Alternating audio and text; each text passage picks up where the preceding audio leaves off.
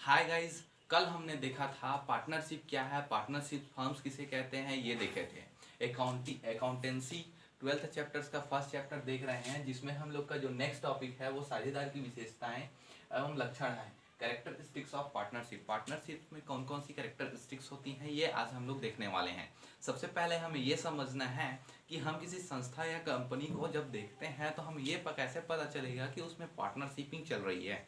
तो उससे पता चल करने की ये 10 लक्षण है। अगर ये 10 लक्षण कहीं पर दिखाई देता है किसी कंपनी में, तब उस कंडीशन में हमें ये समझ आएगा कि कहीं न कहीं उसमें पार्टनरशिपिंग हो रही है। तो चलिए स्टार्ट करते हैं। सबसे पहला होता है अनुबंध या समझौता। अनुबंध या समझौता मतलब क्या है, डीड्स का होना बहुत ही जरूरी है। अगर दो पार्टनर्स के बीच कोई रूल्स और रेगुलेशन नहीं है तो उस कंडीशन में पार्टनरशिपिंग नहीं हो सकती। तो उस कंपनी या संस्था में अनुबंध या समझौता या फिर डीड्स या रूल्स या रेगुलेशन होना बहुत ही जरूरी है। देन उसके बाद दूसरा है साझेदारों की संख्या, numbers of partners. Numbers of partners की भी जनसंख्या होनी अनिवार्य है। अगर हमें नंबर्स ऑफ पार्टनर्स पता ही नहीं चलेंगे तो कैसे पता चलेगा कि उस कंपनी में पार्टनर्स हैं। जैसे कि भारतीय साझेदारी अधिनियम 32 के तहत बैंक से रिलेटेड जितने भी व्यापार हैं उसमें साझेदारों की संख्या 10 होती है, और अगर अन्य संस्थाओं की बात करें तो उसमें 20 से अधिक नहीं होनी चाहिए।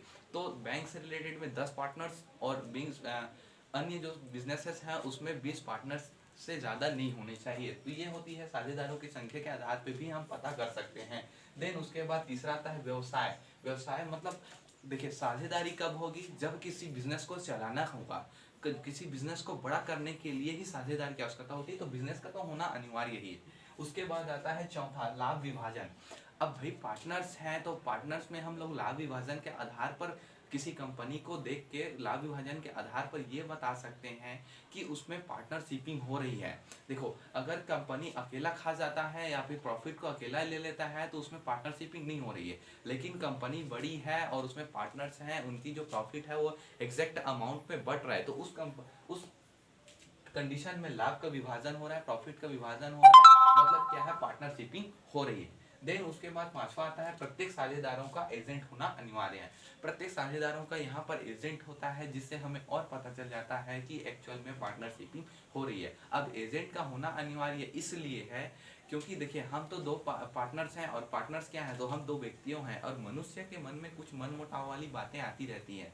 वो ज़्यादा ना कुछ प्रॉफिट ले जाए या ज़्यादा ना काम करे, उन सबको नोटिस करने के लिए हमें पता नहीं रहता, लेकिन प्रत्येक जो पार्टनर्स होते हैं वो एक एक एजेंट रखते हैं, ताकि हम एक दूसरे पार्टनर्स की जो क्रियाकलाप है उसको नोटिस कर सकें। इसलिए प्रत्येक साझेदार का एजेंट होना भी जरूरी है। देन उसके बाद होता है असीमित दायित्व। असीमित दायित्व का भी होना जरूरी है। देखिए, पार्टनर्स है तो बहुत सारी रिस्पॉन्सिबिलिटीज होगी, सारी कंपनीज की काम्स होंगे, लेकिन एक डिवाइड फॉर्म में होगा। लेकिन इसमें भी जो रिस्पॉन्सिबिलिटी होती है वो असीमित अनलिमिटेड मात्रा में होती है।